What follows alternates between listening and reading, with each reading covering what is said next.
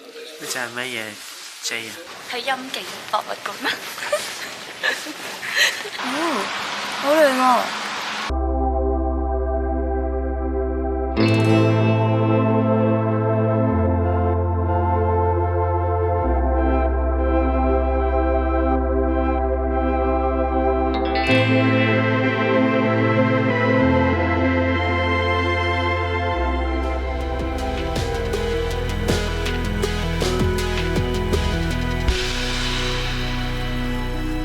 早晨，大家好，我係 Cafe 咖啡。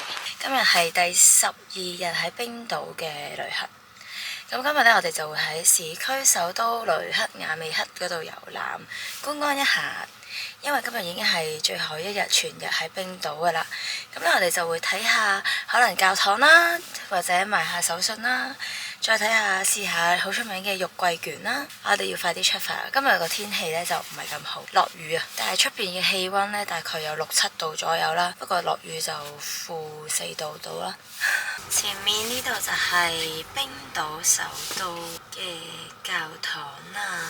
呢個教堂呢，叫做哈爾格林姆教堂，係冰島最大嘅教堂，第6高嘅建築物。教堂前面仲有個銅像，就係美國當年為咗慶祝冰島建國1000年，呢就係冰島嘅獨立運動之父。我想講呢，又好難揾到泊車嘅地方，唔知點搞。聽講教堂附近呢度泊車呢係唔使錢嘅。咁咧，但係咧就拍到咧枯到不得之了，千經萬苦，終於喺呢個市區度揾到個停車位，唔係咁簡單。雖然教堂後面有得免費停車啦，咁但係咧就已經 full 晒啦。咁喺附近咧兜嚟兜去咧，你就算披鬆嗰啲停車場咧，你都揾唔到車位咯。最後咧就俾我哋喺一個後巷度揾到一個車位泊。又嚟返呢個首都呢，又係落雨。頭嗰2日又係落雨，同埋呢度啲人呢唔興擔遮啊！你甚少見到人擔遮，大家都係帶返頂有帽嘅外套會好啲。冰島嘅遊樂設施，幾多細路落雨都喺度玩緊。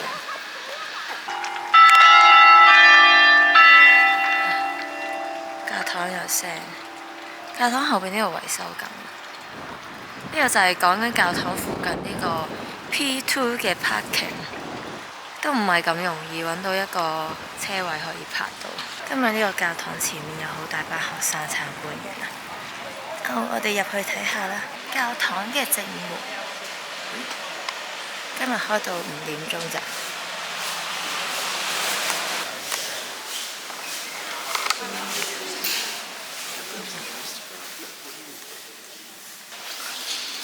子齊成嘅教堂，呢個管風琴呢，唔知幾時先有人做，但係都頗大。而家出邊教堂呢進行緊工程呢，個聲呢度有回音。應該今日冇管風琴。係呢度呢又有另一個琴，但係出邊呢工程嗰啲聲實在太大聲啦。咁樣。兩側邊呢都有一啲座位啦，有啲畫像啦，有個離地嘅架。呢度有個代禱服務，大家有啲咩諗法，有啲咩想祈禱嘅嘢，可以寫低字仔，然後放低喺度啦。個禮拜日呢就會幫你祈禱。參觀完個教堂啦，對面個禮拜堂嗰度呢都頗嘈，因為做緊工程。入到教堂都得唔到一份寧靜，坐喺入邊呢仲嘈過而家喺出邊，裏面嘈到呢仲要有回音。你知個教堂高頂，因為上面呢有個觀景台嘅，搭 lift 上去就係啦。不過你搭 lift 上去之前呢，就要喺嗰個有間鋪頭啊，你就買咗飛先可以上去，大概係1400蚊冰島幣。有人喺個雕像下面表達咗自己嘅意見啊，度見到貓啊！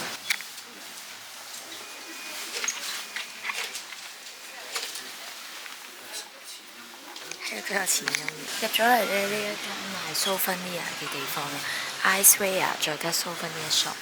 因為頭先有隻貓，所以入咗嚟。然之後咧，發現咧，本身係超市嗰啲咧，唔使買咁貴，勁誇張嘅買得。仲有呢個朱古力，喺油站嗰啲地方買呢，400零蚊就有，而家咧賣成 double 咁滯，接近太黐線，呢啲勁貴啊賣到。原來隻貓係流浪貓嚟嘅，唔關嗰個鋪頭事咧，佢又出咗嚟。走咗。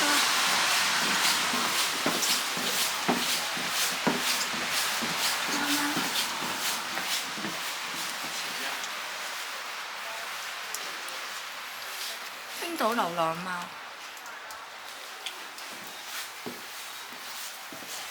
一隻跟住佢先。其實我哋玉桂園都係呢個方向。呢一間隱藏喺呢個塗鴉裡面嘅地方，就係冰島好出名食玉桂卷嘅鋪頭啦。玉桂卷喺呢度入喎，你 miss 咗個門口啦！呢度明明就係咁門口，見你係咁行走，咩事啫？嗱，佢淨係開到5點鐘㗎咋。呢度仲有免費試食。呢度啲鋪頭咧都會有萬聖節氣氛，全部好有心機佈置。好大隻喎！玉桂卷啊，冰島呢一間最出名。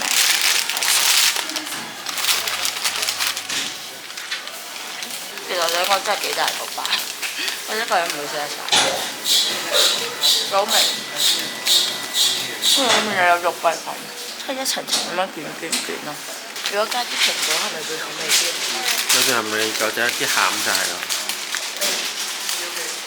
冇喎。嗰度冇蘋果，真係齋玉桂嘅。玉桂卷都770蚊，仲有其他好多唔同款。大家可以認住有間鋪咧，畫晒呢啲塗鴉嘅，就係嗰一間好出名嘅玉桂卷。啱啱就試完啦，個包其實都幾大個，但係咧都圍翻港紙30幾蚊。如果中意甜包嘅朋友，覺得可以試一試。佢有其他鹹包啊，嗰啲殼霜嗰啲咧，成50幾蚊港紙啊，勁貴咯。其實呢間鋪頭買嗰啲包，但係 OK 嘅，都可以試一試。一個就好，太大個。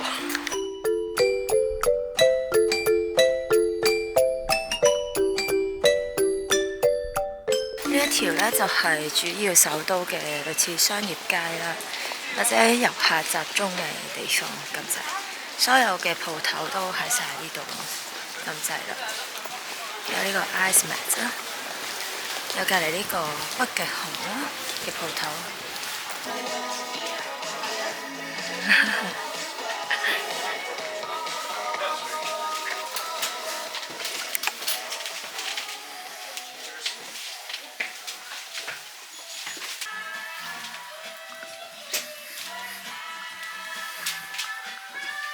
遇到冰島第2隻貓。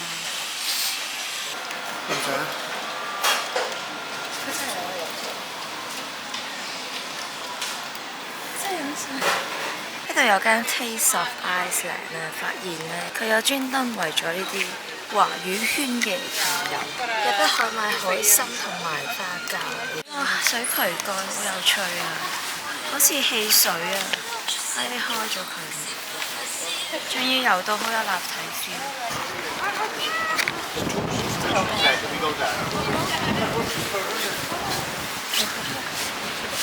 冰島啲貓咧好中意 shopping， 特別佢呢個 Icewear 呢個牌子已經係第2隻入嚟啊！另一間鋪不過，你睇佢 window shopping， 太搞笑啦！呢度有個少少嘅戶外溫室咁樣做嘅，打扮成 Halloween， 入邊有好大隻蜘蛛啊，可以有個位俾你喺戶外望到出邊，但又有暖氣。世界上唯一一間 JJ 博物館，每日開10點至到9點，入面有博物館啦、cafe 啦同埋鋪頭。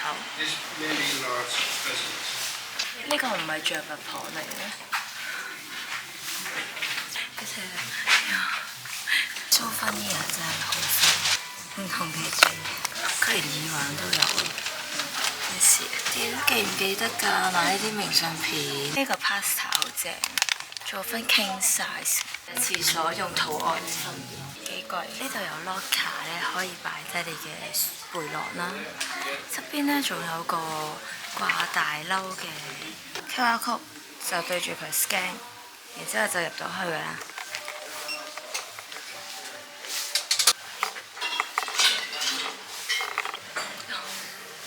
電話。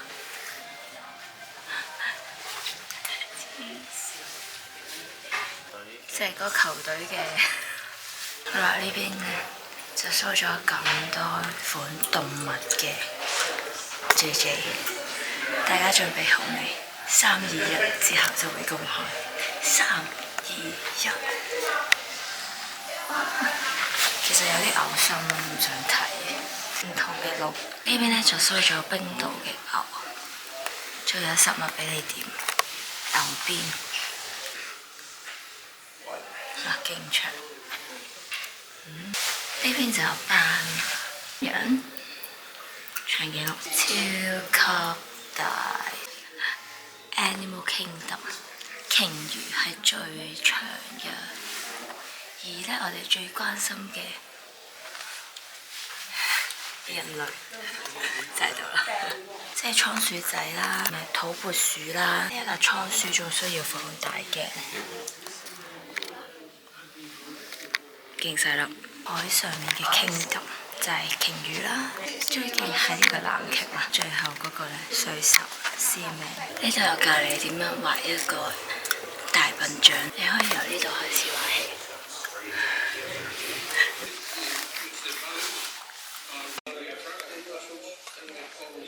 呢隻係乜嘢 J 啊？殺人鯨啊！呢隻係咩嚟㗎？海豚。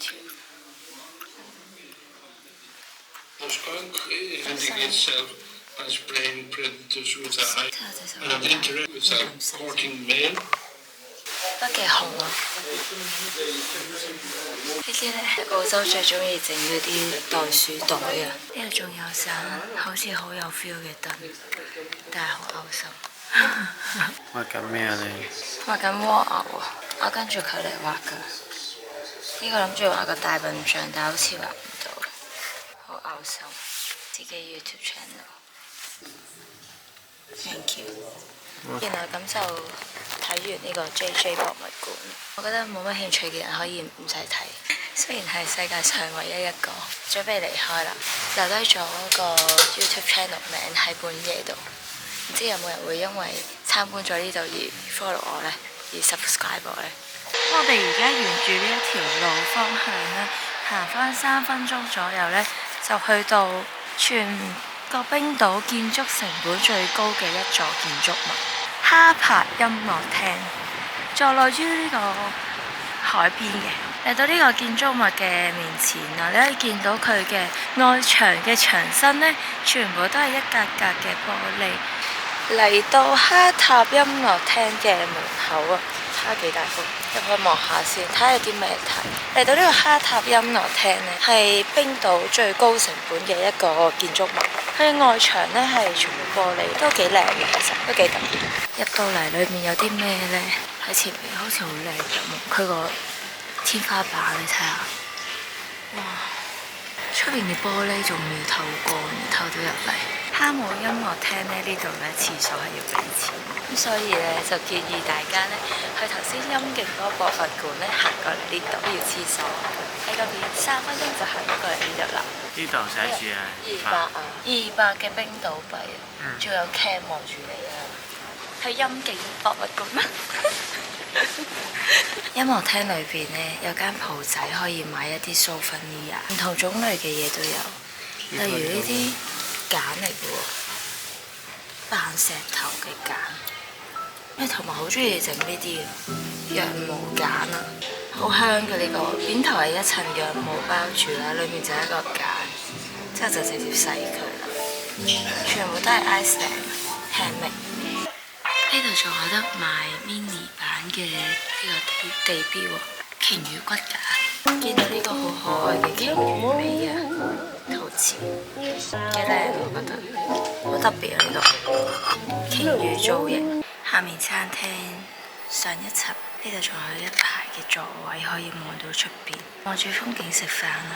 你睇下呢個外表呢，佢出面你好似見到係一個長方形咁樣，但係其實呢，實質呢，佢裡面呢，係做咗個立體嘅菱形，喺呢度咧係立體嘅菱形嚟啦，咁樣，所以咧呢部唔係單單嘅長方形嘅玻璃幕牆咁簡單，係做咗一個立體嘅支架，跟住再鑲啲玻璃落去。我諗我去完個音樂廳之後呢，出到嚟呢個天呢已經話橫風橫雨，幾大風幾大雨。佢呢啲仲要係地熱嘅水嚟喎，聽講係可以喺度浸腳嘅，係咪暖㗎？係啊，都係地熱嘅水嚟啦。好暖喎！佢呢啲消防水柱呢，好可愛咁，似一個白膠漿嘅品牌。咁咧呢度呢，沿住海邊呢，就有好多旅遊巴集合嘅地點啦，有一啲唔同嘅 adventure 啦。咁呢個就係 Sergio Bus 啦，度有同埋呢個 Pinus 嘅私人廣告牌。呢度前面究竟係海鷗定係鴨呢？同我啲 BB 啊！哦，因為有啲係啡色，有啲係白色，有啲係黑白色嘅喎。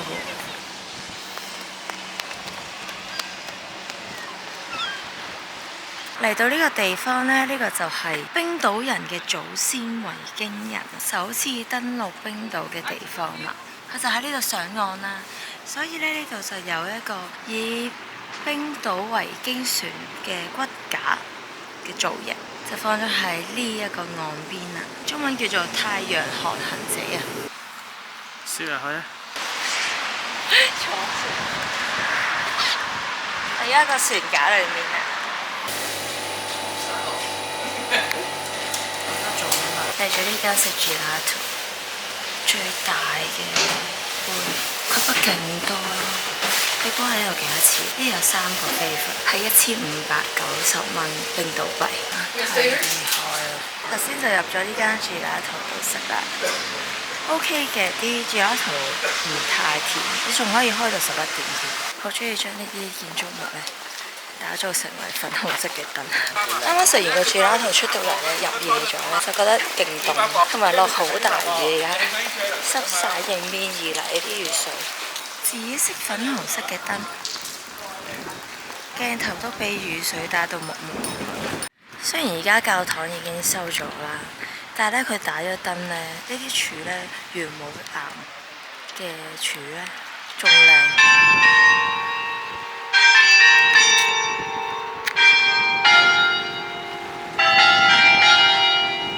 每15分鐘行一次。揾翻我哋架車啦，就係濕到咧黐咗線。落好大雨咯，跟住呢係全身濕晒。望下條褲，濕到濕咗啊！哇，啲衫都濕晒，根本冇可能係唔着防水嘅外套嘅呢度。洗完頭咁樣，仲有啲風吹埋嚟凍。即係我見出邊呢個溫度呢，根據 iPhone 講嘅溫度係7度啦。但係睇緊溫度其實係0度啊！成面都係雨水，冰島嘅雨水特別冰。最後一晚喺冰島嘅晚餐，依舊係呢個龍蝦湯，試埋呢個 coconut 嘅 yogurt。話咁快就結束冰島10幾日嘅旅程，好唔捨得啊 The next day。Hi， 早晨大家，今日已經係第13日喺呢個冰島啦。唔好睇到而家夜媽媽咁，其實已經係朝早7點半㗎啦，不過仲未天光，8點鐘過少少先天光。我哋已經執晒行李 check out 咗啦，準備去機場啦。喺機場之前呢，就要將我呢啲明信片度放落 post office drop box。香港見啦！難以置信，咁快就要離開冰島咯，都係嚟咗10幾日啫嘛。我可以再留耐啲㗎，其實呢一條都係冰島最熱鬧嘅商店街啦。俾大家睇下呢個未天光嘅樣貌，好似尋晚仲落咗好大場雨，成個地下都濕晒。但係有啲鋪頭已經開緊嘅咯。好啦，我而家要擺入去啦，見開，拜拜。準備上返車啦。啱啱啱掉完個 postcard，哇！差啲冚爆。而家咧就真係要去還車，還完車咧佢就會有個 shuttle bus 咧車我哋翻去機場。咁我哋翻到機場咧，仲要搞退稅啲嘢啦。我退稅嗰張紙擺喺邊？喺我度嘅，醒目噶嘛。睇下對面呢度相反方向嘅行車線，長長嘅車龍一直延綿不絕啊！睇唔到盡頭啊，真心。我哋而家係往機場方向啦，但係呢堆車咧就係機場嗰邊開過嚟市區，應該全部都係翻工。點解哇咁長？而家都係7:55嘅，就已經塞地車。大家可以認低呢一間綠色 O 字頭嘅油站，佢裡面嘅嘢同埋咖啡都幾好飲嘅。經過接近9個字嘅行車時間咧，已經到咗還車嘅公司啦，都頗遠嘅。發覺喺呢個首都嗰個市中心揸過嚟呢一邊咧，都要9個字，所以大家如果要租車還車呢，要預留啲時間還車。佢有接駁 van 仔咁樣車你返機場。我聽講喺市中心，如果搭機場巴士去機場嘅話呢，要預留大概個半鐘添，所以真係好長時間。而家由天未光呢，已經揸到天都光啦，8:30啊！估唔到嚟到呢度已經8:30。望出邊個天已經光咗，仲有少少嘅月亮。今次我哋喺呢一間公司度租車，呢一架車就係陪伴我哋環島遊12日、13日，其實都完成啦，完成佢嘅使命啦。咁佢就話呢，有條隧道呢要俾翻錢，就係呢一條隧道。呢個就係北部嘅一個城市啊嘛，喺得呢度就要俾翻錢啦。佢呢個呢，其實係可以 pay online 嘅，但係呢，啱啱呢，就即係叫佢幫我哋俾啦，就收咗3990。3980。哦，咁喺呢度收就要收多咗10蚊。係啊。呢間租車公司有幾個 plan 嘅，保險 plan 我意思。我哋最後買咗呢個，有車嘅 WiFi 啦，同埋你撞爛呢嗰啲嘢呢，就 cover 多啲啦。萬一你撞爛咗呢，你就要賠錢嘅啦。如果買呢啲平呢啲，同埋如果爆胎，佢會有人嚟幫你。哦，有公路支援啊！呢個就係我哋嘅接駁車返機場。司機呢，佢仲唔帶安全帶添，但係叫我哋帶。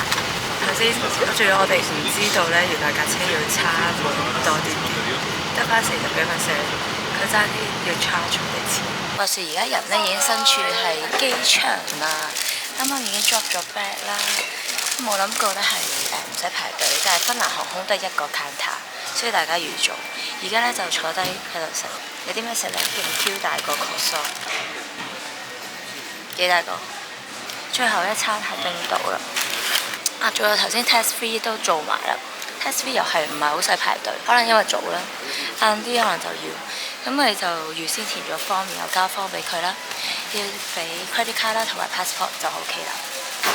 就係咁，希望大家如果嚟冰島旅行嘅話，都旅行愉快啦。仲有記得咧，車保險要買副全部喎。如果唔係咧，你撞爆啲擋風玻璃啊，條胎中途爆胎啊，剩啊，冇人救你，同埋要俾好貴錢。我覺得一定會爆塊玻璃，因為我每10零20分鐘咧，我聽到啲石仔飛入去嗰個玻璃。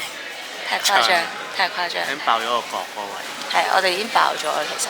anyway，一陣10點鐘就起飛啦，飛機搭3個半鐘就到芬蘭嘅首都，但係佢有時差，所以去到呢係3點半，就好似搭咗5個半鐘，但係齊晒3個半鐘。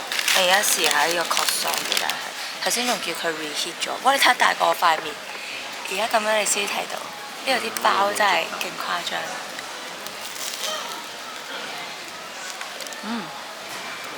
咁外皮都幾脆，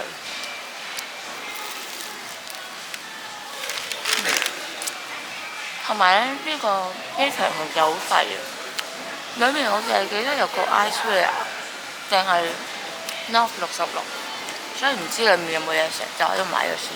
機場入咗境呢，都係有呢間麵包鋪，同埋呢就係一啲佢哋嘅鋪頭啦，烏拉般嘅鋪頭都係。我哋班機竟然 delay 咗25分鐘。其實機場裏邊係有郵局，即係郵箱 drop box，俾人困咗。大家如果寄 postcard 嘅話呢，喺機場寄都得。而家呢，就行緊去個 gate 嗰度，真係難以置信，竟然而家喺冰島機場，真係唔捨得整。國民品牌廣告。已經準備登機啦，真係難以置信我要離開冰島啊！